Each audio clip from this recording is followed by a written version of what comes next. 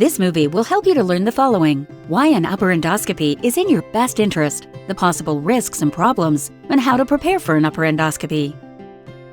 Feel free to ask the staff questions at any time. An upper endoscopy is a simple test that allows your doctor to look inside the upper part of the digestive tract, feeding tube, and stomach to see certain problems. It is an easy test that could be life-saving. The digestive system helps the body digest and absorb the food we eat. Food goes through the esophagus or feeding tube when swallowed. Food then passes through the stomach, where it starts breaking down. From the stomach, food goes to the small intestine, where further digestion and absorption take place. Different symptoms can be studied with an upper endoscopy. These include belly pain, trouble swallowing, vomiting, bleeding, ulcers, tumors, chest pain, and reflux.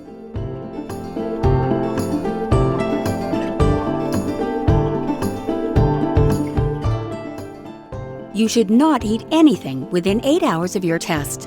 You should not drink anything within 4 hours of your test. Food and fluids in your esophagus or stomach could block the view of the scope and may also cause you to vomit. Generally, you can take most of your medications within 2 hours of your test with small sips of water.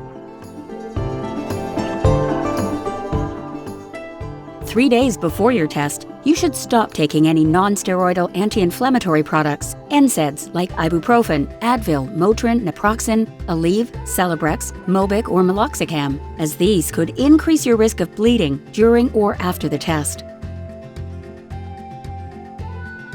If you take a daily aspirin, continue to do so.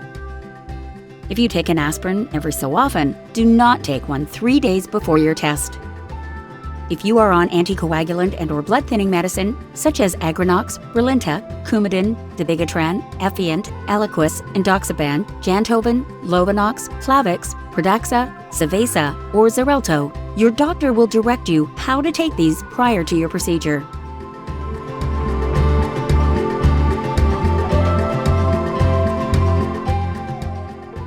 You will be told what time to arrive at North Medical Plaza.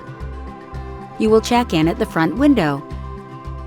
One of the nurses will call you in and admit you. You will receive sedation during this procedure. The sedation is given through a catheter inserted into your vein. An anesthesia provider will administer the medications and monitor you throughout the procedure.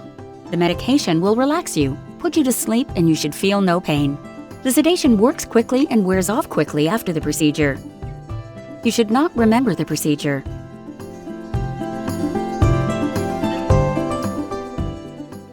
The risks of sedation medications and the use of anesthetic agents administered by an anesthesia provider include, but are not limited to, headache, allergic reaction to the medication or anesthetic agent, nausea, vomiting, aspiration, infection, brain damage, stroke, and death. There is a possibility of damage to teeth during the procedure and administration of anesthesia, particularly if the teeth are loose, decayed, capped, or artificial. We will place a small plastic bite block in your mouth before you fall asleep.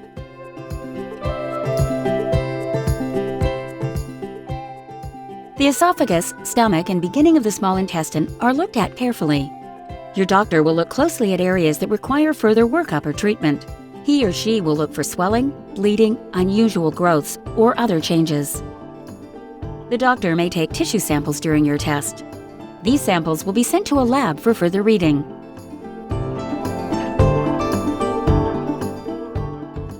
The risks of gastrointestinal endoscopy include, but are not limited to, bleeding, infection, heart or breathing difficulties, aspiration, the passage of stomach contents into your lungs, stricture, the narrowing of the esophagus, and perforation, creation of a hole or tear of tissue, which may require surgical repair. Upper endoscopy is a safe test that could be life-saving. Injuring the inside of the esophagus or stomach is very rare.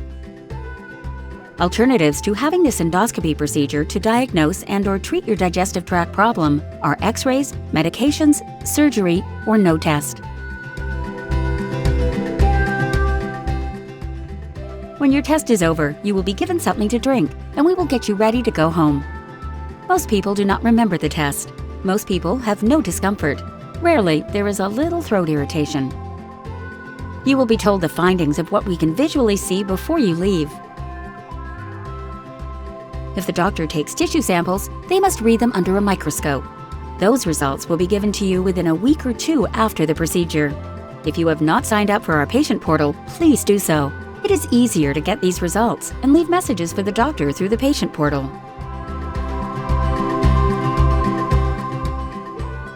After the test, you will need somebody to drive you home. You cannot drive for the rest of the day.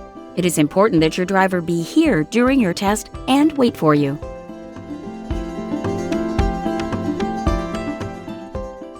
You should be able to eat and drink after the test. Should the doctor want to see you in the office, he or she will schedule an office appointment for you after the test. After you go home, be sure to call the doctor if you have bad chest pain, belly pain, or your belly gets bigger very quickly, distension, or a fever. Remember these steps for your procedure. No food 8 hours before. No drinks 4 hours before. Stop NSAIDs 3 days before. Make sure you have a driver to take you home. Again, please feel free to ask questions of our staff.